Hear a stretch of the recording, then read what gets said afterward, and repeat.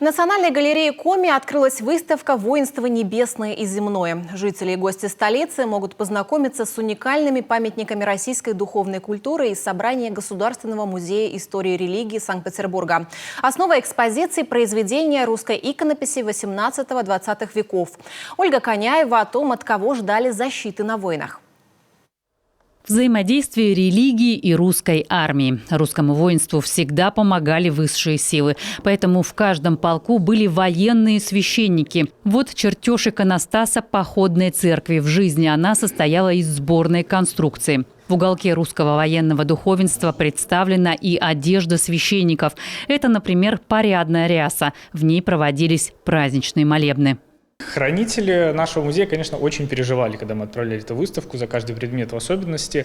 Отдельно переживали, например, за ткани, да, которые очень сложно экспонировать, которые требуют особо бережного к себе отношения. Поэтому для них были созданы вот такие вот, тут можно будет это посмотреть, специальные такие короба красивые, такие... В общем, специальные витрины, да, будем так говорить. Это экспозиция из собрания Государственного музея истории и религии Санкт-Петербурга, создана в 2013 году. Выставка побывала уже в разных городах России, и теперь ее пригласили в Коми. Само хранилище открыли в 1932 году на основе антирелигиозной выставки, которая с 30-го года находилась в Эрмитаже. Тогда музей спасал реликвии из закрывающихся церквей России. Мы музей исторического плана, да, музей истории религии. Поэтому, конечно, мы подходим к нашим вещам как к вещам, имеющим и художественную ценность тоже, и культурную, и религиозную, конечно же. Но в первую очередь каждая вещь имеет историческое значение. За каждой вещью, за каждой иконой стоит либо какое-то событие, которое олицетворяет эту икону, связано с ней, либо история бытования предмета, либо, опираясь на это изображение, на ту тематику, которой оно посвящено, можно говорить о различных событиях русской истории. Божьи предзнаменования или чудеса сопровождали русских солдат. Этому художники посвятили не одну картину. Вот работа Ломбарта «Явление ангелов воинам». С одной стороны, солдаты одеты в русские серые шинели, то есть можно предположить, что это солдаты русской армии. И перед нами что-то похожее на явление Божьей Матери под Августовым. Но с другой стороны, здесь мы видим не Божью Матерь, а ангелов. Ну, или существ, похожих на ангелов.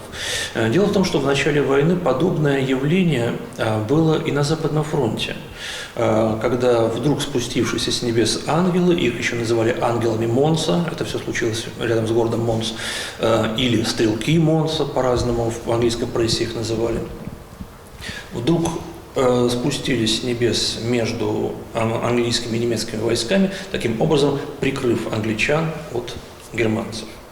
Живопись, литография, графика ткани. Оба зала выставки, несмотря на непростую тему, излучают цвет. Большинство экспонатов в сочных цветах. Пожалуй, кроме этой скатерти. На ней изображены штампы. Это своеобразная реклама военных заемов. Это такие долговые обязательства, выпущенные государством для покрытия расходов на ведение боевых действий вооруженными силами. Судя по пятнам, она лежала на столе в одном из банков. Она интересна еще тем, как ее сюда доставляли и как она экспонировалась. Дело в том, что это очень сложный тип музейного предмета, потому что его можно перевозить только в скрученном виде, подвешивать его нельзя никаким образом. И вот наши хранители особенно за него переживали. На самом деле, на вид она, казалось бы, невзрачная, но с ней на самом деле было больше всего таких проблем. Под нее уже в Сыктывкаре был изготовлен специальный короб. Впрочем, осмысление своего места на выставке в столице Коми требовал каждый экспонат. Благодарю Государственный музей истории и религии за сотрудничество, за возможность, не выезжая за пределы республики, познакомиться с подлинными шедеврами русского православного искусства, редкими документальными материалами и уникальными артефактами.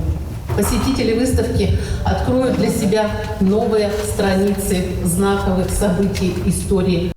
Выставка «Воинство небесное и земное» во время проведения специальной военной операции особо интересна, потому как все 130 экспонатов отображают идею небесного покровительства и защиты русского воинства и государства на протяжении его истории. Многочисленные победы русских войск над неприятелем во времена войн связывались с чудесной помощью почитаемых в народе икон.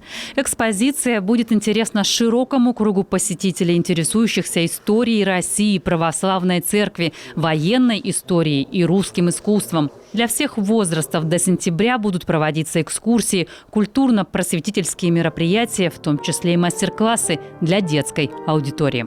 Ольга Коняева, Анастасия Тюрнина, Эдуард Фомичев, телеканал Юрган.